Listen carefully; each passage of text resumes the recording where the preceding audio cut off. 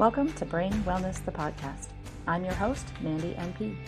Each episode will bring you a new topic or interview related to brain health and wellness as part of my mission to help you on the path to a healthier, happier brain.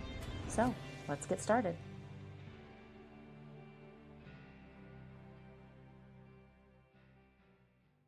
Hello, and welcome back to another episode of Brain Wellness, the podcast. My guest today is Matt Campbell.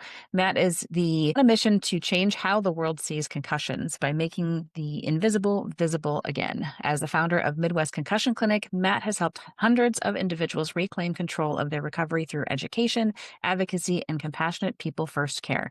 With over a decade of experience as a certified brain injury specialist and licensed athletic trainer, he believes the most effective concussion treatment often starts before the injury occurs, with informed communities, resilient brains, and proactive systems of support. Matt's work goes beyond protocols and return-to-play checklists. He's passionate about guiding individuals, families, and professionals through the uncertainty of brain injury with clarity, empathy, and research-driven solutions. His virtual clinic model reflects a belief that expert care should be accessible, personalized, and centered around the human behind the symptoms. Whether he's speaking to athletes, educators, or healthcare providers, Matt delivers a message that's equal parts honest and hopeful. You're not alone, and recovery is possible. Thank you so much for being here today, Matt. Yeah, thanks for having me. I appreciate it. Yeah, I love that we got connected on LinkedIn, and we have very similar philosophies in care. So I'm excited to have this conversation today. Yeah, my first question is always just kind of, what's a little bit about your backstory? How'd you get into doing the work that you're doing now? Okay. So first of all, I'm an athletic trainer by trade. I'm a brain injury specialist by obsession. Like most people that get into the concussion world, at some point we all had an injury. Mine occurred while playing basketball back in 2006. I ended up getting knocked out on the floor.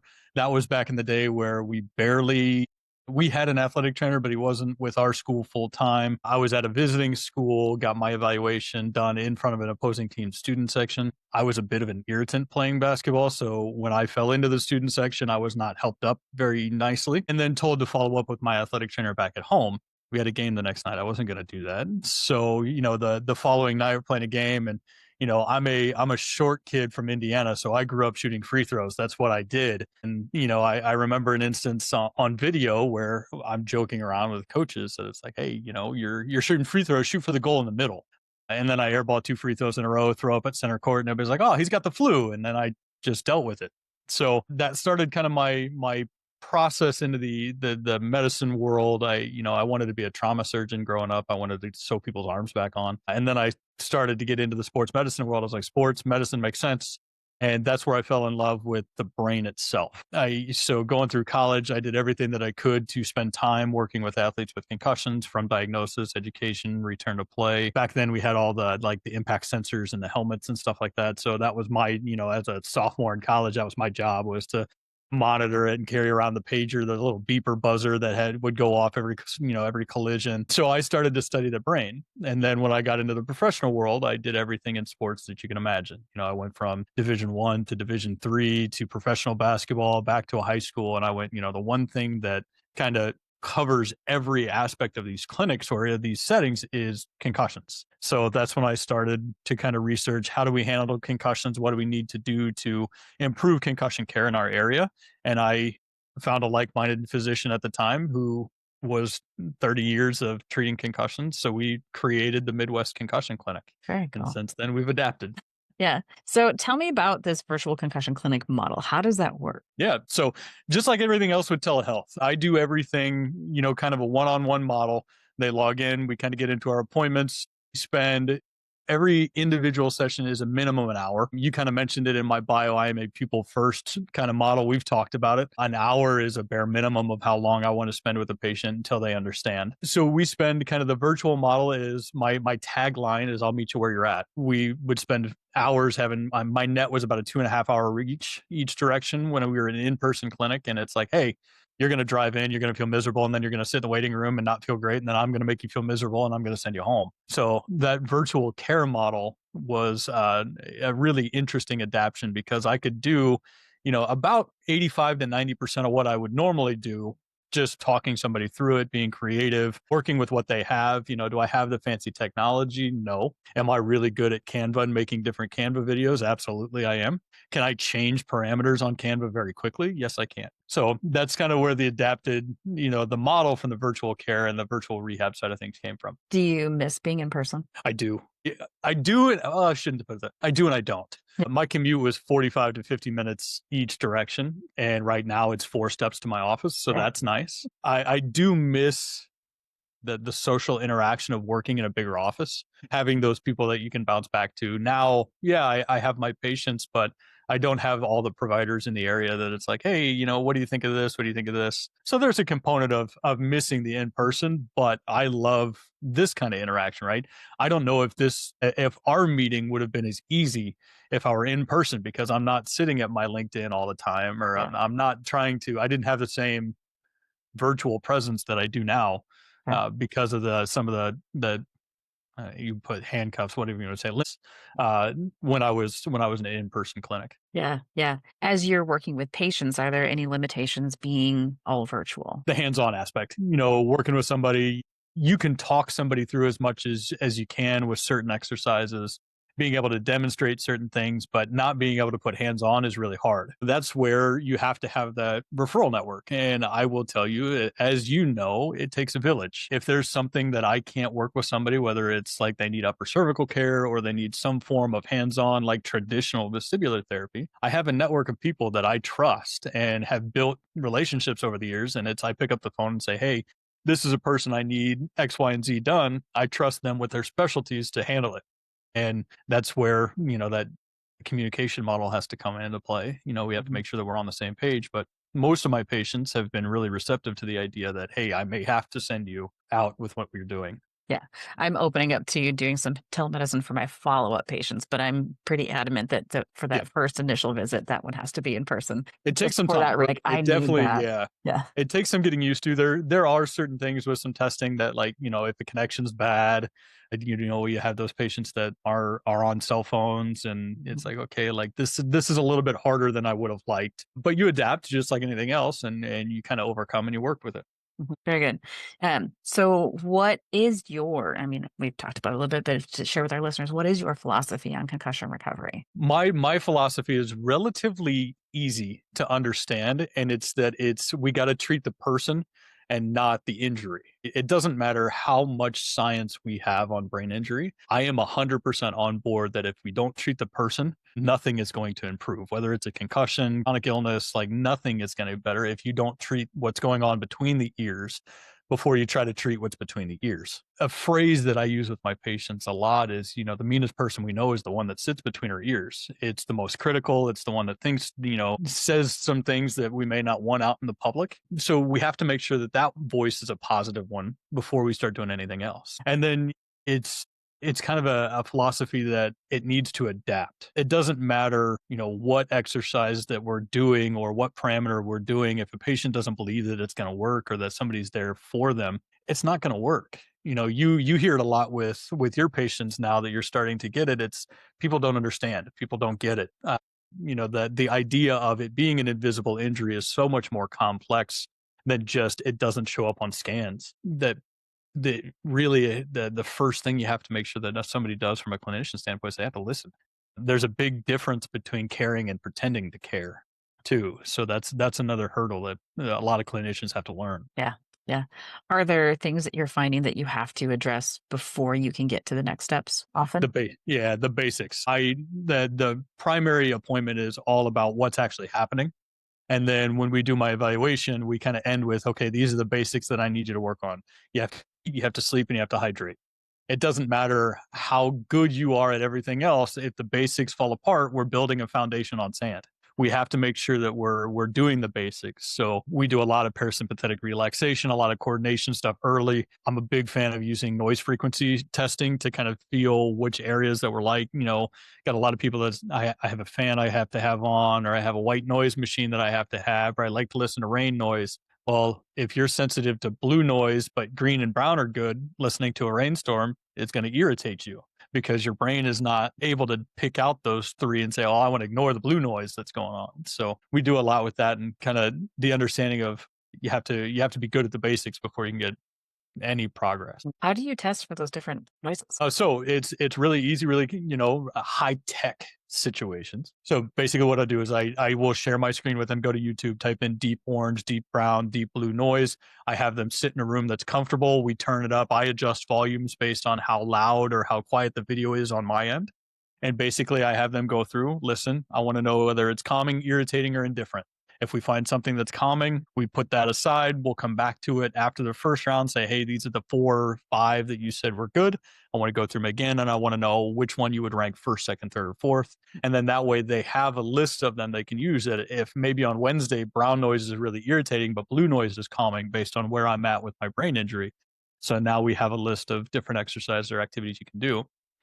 And then we talk about like noise or sensory deprivation, right? Sitting in a dark room, sitting comfortably in a chair where you feel safe, where you feel secure, noise canceling headphones, dark, a sleep mask or covering your eyes, doing something where we're in as minimal sensory input as we can have, and then using them to do our parasympathetic relaxation, our breathing techniques, our wind down routine. I call it a concussion reset.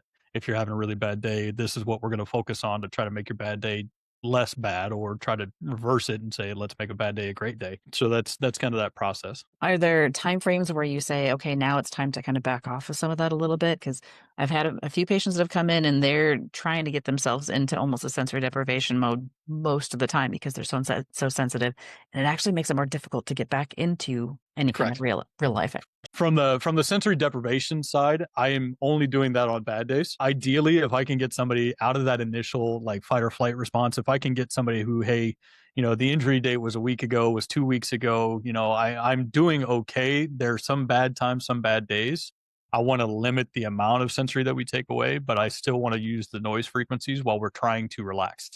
Most of the time with those noise frequencies, we use them when I've either had a really bad day or I'm trying to go to sleep. So outside of that, we want to get you into as much your normal routine as possible. I speak in analogies a lot, so it's a fine line between doing too much and not enough. We have to figure out where that fine line is. And the frustrating part that you're learned and that you went through with your injury, that is if I give you 10 things to do for the next 10 days, you're going to feel 10 different ways afterwards. Yeah. And it is difficult to find that fine line Hmm. of where is that point of what's my limitation now? And that's part of the thing. And so I'm over 2 years out from my injury and I'm still pushing those limits to try to figure out where my new limits are because I'm not back to the same activities I used to Hmm. do.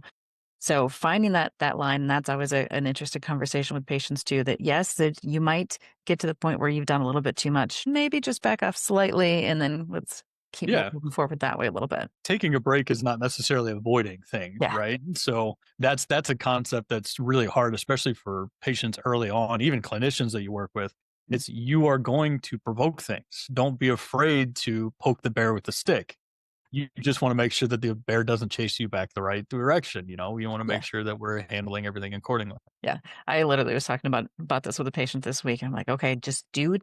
He had new glasses, so a new prescription Mhm. he was trying to get used to, and he said I tried it a couple times and it didn't help. And I said, well, the ultimate goal is for it to be helpful for you. So you need to try to don't wear it so long that you're getting symptoms. I said tomorrow try it, and if by lunchtime you don't have any symptoms, take them off, and Yep. then the next day try it a little bit longer. So Yeah. just trying to graduate those activities, and I think people kind of miss that step because they get a little bit and then they want to go all in again. Yeah, exactly. You see the one ray of sunshine, like that glimpse of hope where it's like, hey, I can handle this. This is me. And you just end up taking that good day and making it a bad day because we do too much. A philosophy that I try to teach. I have a lot of students that I try to teach with them is early on in concussion recovery, I'm trying to take the good days away and I'm trying to take the bad days away. I want you to float for a little bit in kind of that like meh range where there's no big fluctuations because we can handle that. We can plan for no big changes. But the second you feel like, man, I haven't done laundry or I haven't been to work in, 2 days or 3 days or 2 weeks and I'm feeling good today. So I'm going to try to go. And instead of leaving at 10 a.m., we go until 2. And then all of a sudden we're curled up in the ball in a corner for 3 days because we felt normal. Mhm. So it's like you gotta tiptoe into the water instead of cannonball off the deep end. Yeah. Yeah, and that's hard for people to do Oh because yeah. we all just wanna do that cannonball. Yep. Yeah. Yeah, and I know I think we've talked about this before too, is and once you've seen one concussion, you've seen one concussion. There Mhm. are no 2 that are gonna be exactly the same. Are there trends of things that you see that are common amongst, all of them, though? Yes, it is very unique, very individualized, but a lot of them have similar progressions, right?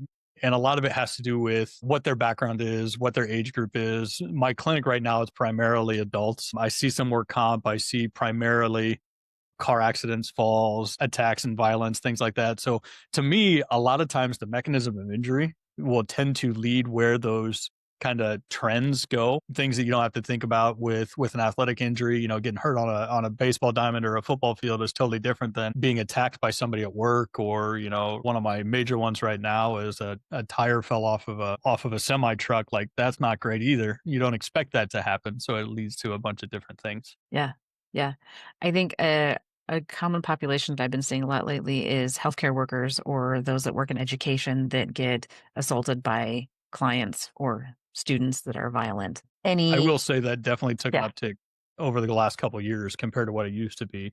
Now, is yeah. it because they're just coming to me more often? Maybe has something to do with it, but that number is high. I see a lot of, behavioral therapists and people who work with students in the school with anger disorders or autism, and it's incredible that they don't get the help that they were told, because how could a kid hit you that hard? Or, you didn't lose consciousness, so it didn't really happen. Like it's unreal the amount that they are forced to go through. And then we get them back to work and it's like, oh, by the way, that student that hit you, yeah, they're still here.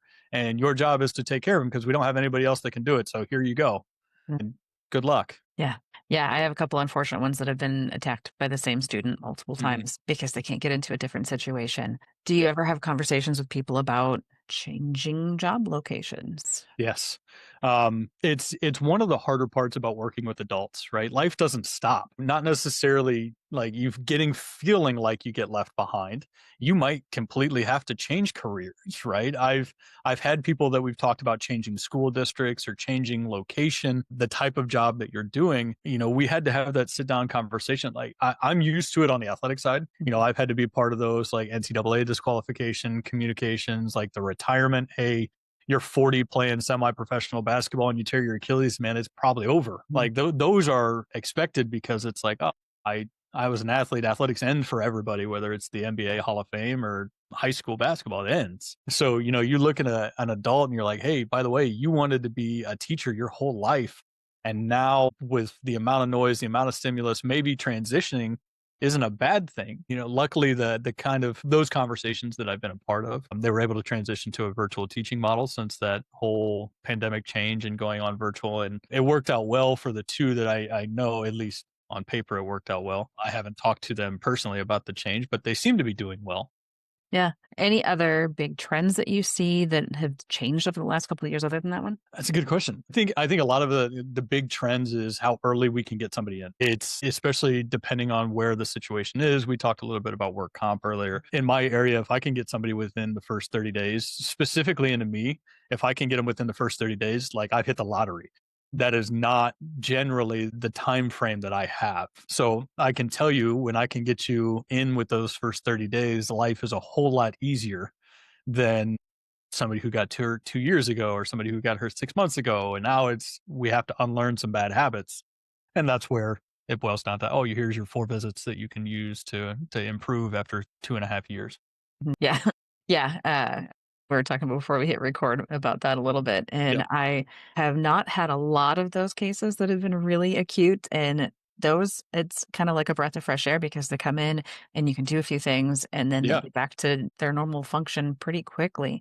It's when they're coming as the last resort that Yep. it puts a little bit more complexity into it. Yeah. And then, those kind of cases are the ones that it boils back down into the whole you have to treat what's between the ears first. Whether they've been told there's nothing wrong, there's nothing we can do, it's all in your head, or they have such a distrust for the system because every time I go somewhere new, they tell me that there's nothing wrong or that my scans are normal, that I should be better by now, or that I'm just faking it. And you have to build that rapport and build that relationship with them. And that's where that people centered, people first model comes from. Is if I have a patient who doesn't trust the system, or the man is keeping them down, I have to build that rapport that I'm on your side.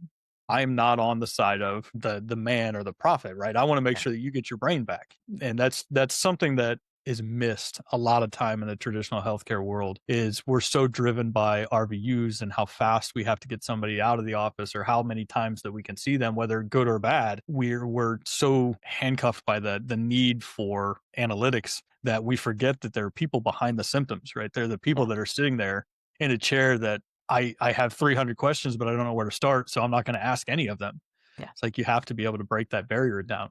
I have more than once now had patients end up in tears in my office, not because they're sad, but because I've Yep. said that I'm here to help you and I have other options. I know people Mhm. have told you before that there's nothing else, but there is. Yeah, there's a lot to Yeah. do. It's just you got to find the right person. And at the end of the day, just because there's nothing I can do doesn't mean that there's nothing that can be done. Medicine's very egocentric. Yeah. There's a lot of like, well, that's all I have to offer.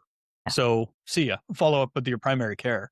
It's like, well, the primary care is send them to you to try to find some answers. Or so you have to be very honest with, hey, we're at the end of what I can do, but this is what we can offer. This is what somebody else can do. The answers are there. You just got to find them. I've been blessed with a really good network that I have here in Minnesota. And I know it's not everywhere, but we have a lot of really good specialists around me that I've been able to reach out to on LinkedIn, Hmm. such as yourself, and just making connections through other people that network is getting stronger as we go. And yes, I have two people that I can send to for audiology. And if you have ear things, I'm sending you there. And I've got an eye doctor, and like there's an answer, and people are like, "Wow, you know all these people?" I'm like, "Yeah, I've talked to them personally. We've talked about what we can Yep. do," and they're just astonished that those things exist because they haven't heard it before. Yeah, it's an incredible phenomenon when you have somebody who truly cares or is passionate about what they're working with. I don't even want to say truly cares,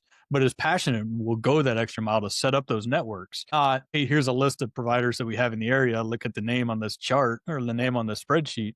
It's like, oh, well, I know Cindy over here. Let me call Cindy. Well, Cindy can't help you, but Cindy gave me three names of people, and I actually know these two people. Let me talk to them.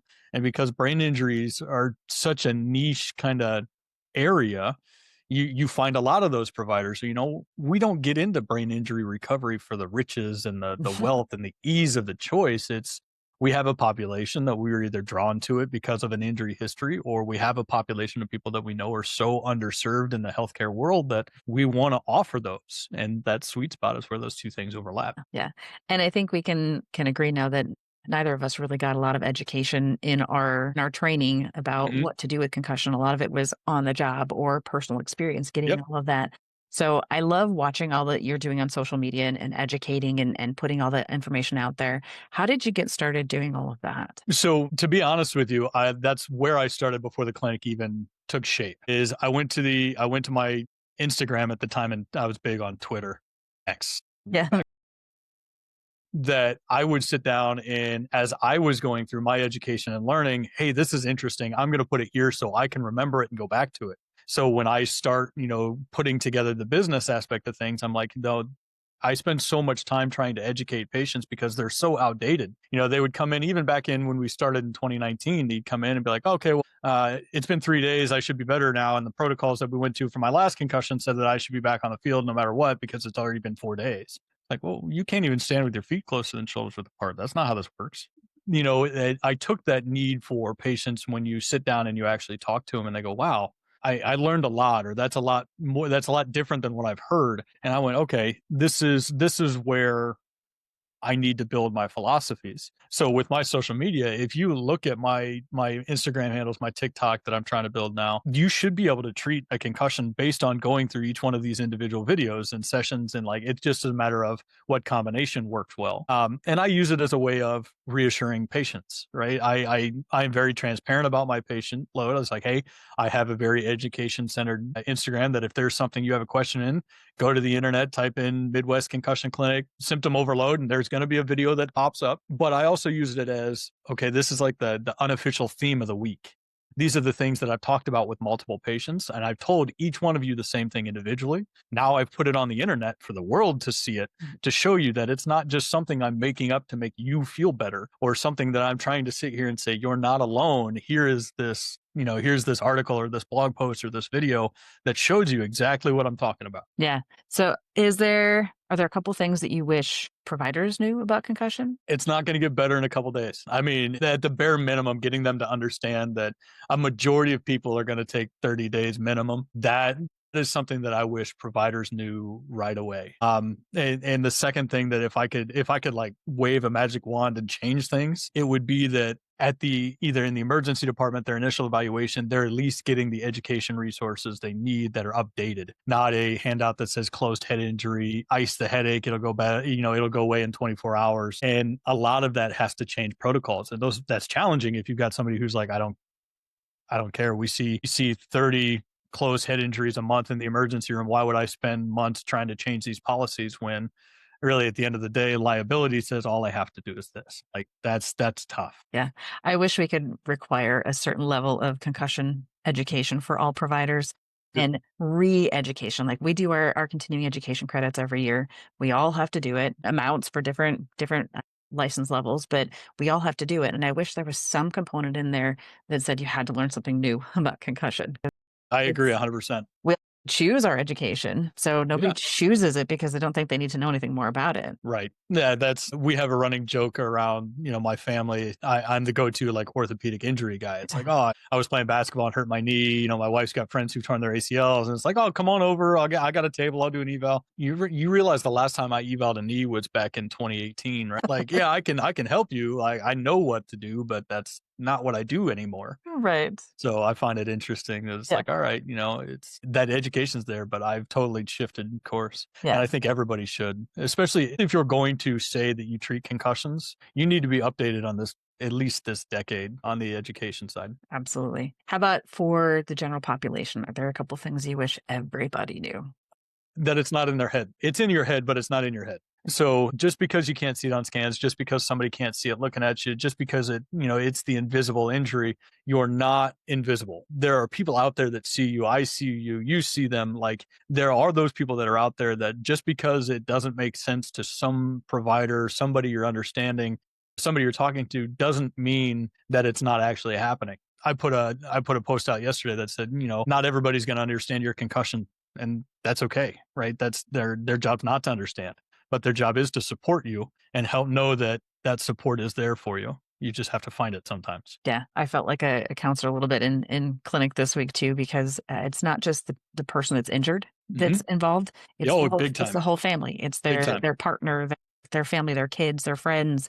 Everybody gets affected by it, and they don't think about that part. So we got deep into relationships this week, talking about just how it affects everybody. It is. It's a bigger thing than we realize. It's a role reversal. It's a complete 180 in terms of household responsibilities. One of my running jokes is I'm like marriage counseling.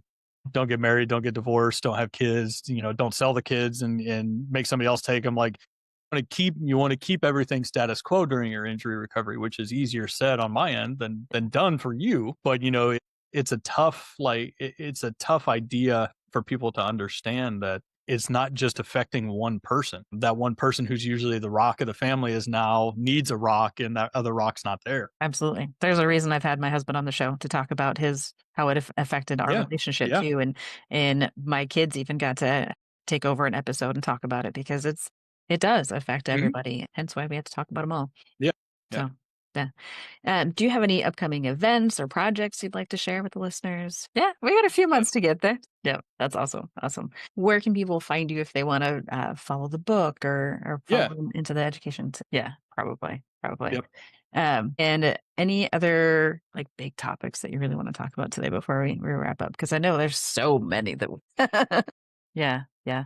I think there's a fine line though between saying that you look good and you're doing great, and telling people that it's that this just sucks for you. And I see too many of that not getting up out of bed people. That's the complexity that we talked about before we even hit record today. Yeah. I love that. That's a great thing to end on. So I guess we'll wrap up right there. Thanks so much for being here today, Matt.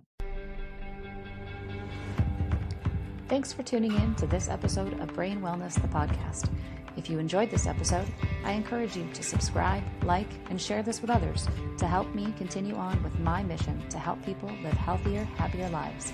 Go to www.brainwellnesssolutions.com to see what I'm up to and get links to all the social medias there. See you next time.